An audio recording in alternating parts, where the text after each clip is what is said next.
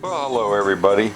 I'm getting ready to do the ice cream days and kind of getting stuff geared up here for our little trip. Some people asked me to see what goes on here in my garage, so just to give you a quick little peek around, I'm getting stuff ready for the ice cream days in Lamars, Iowa, and I'm going to be taking a lot of these planes actually.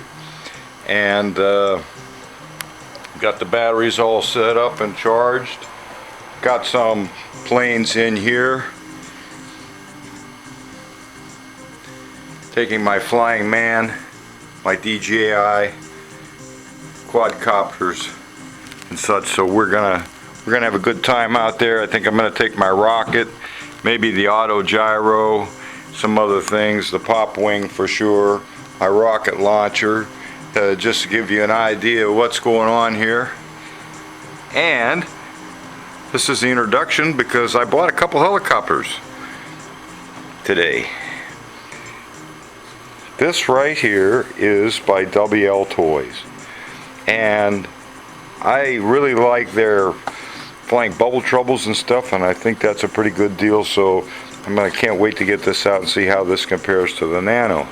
And I bought the D700 3D from eSky with the transmitter. So I've got the batteries charging right now.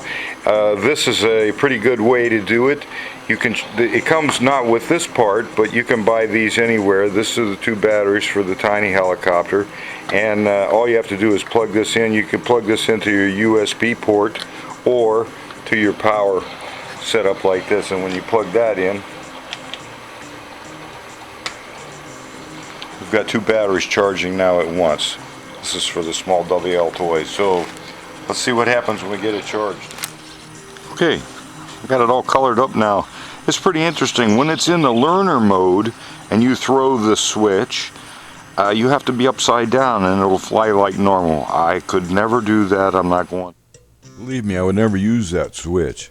It reminds me of my old JR Circus Hobbies helicopter radio. He had a cheap switch and taught me absolutely nothing. You'll be a better pilot in the long run if you don't use any crutches in the beginning. But in the H mode here, then when you throw the switch, it will put it into the normal upside down mode. I gotta tell you, this has one of the smoothest transitions. When you hit this switch, you can't even feel any difference in the power setting.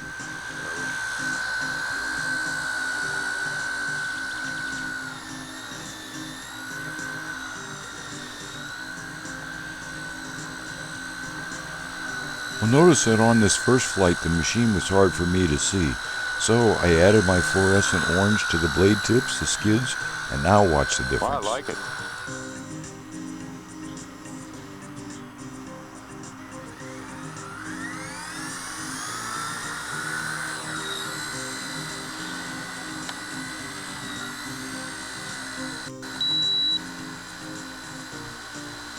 It's just so smooth.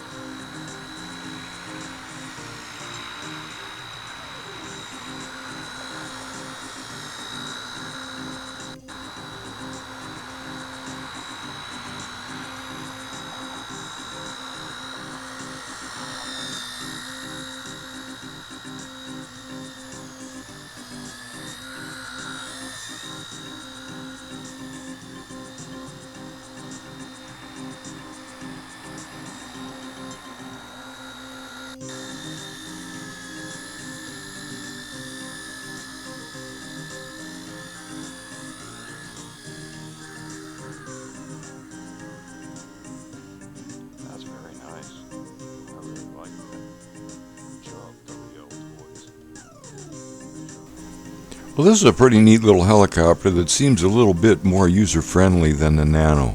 I'll be flying this more in the Ice Cream Days fly-in next Saturday, so please stay tuned.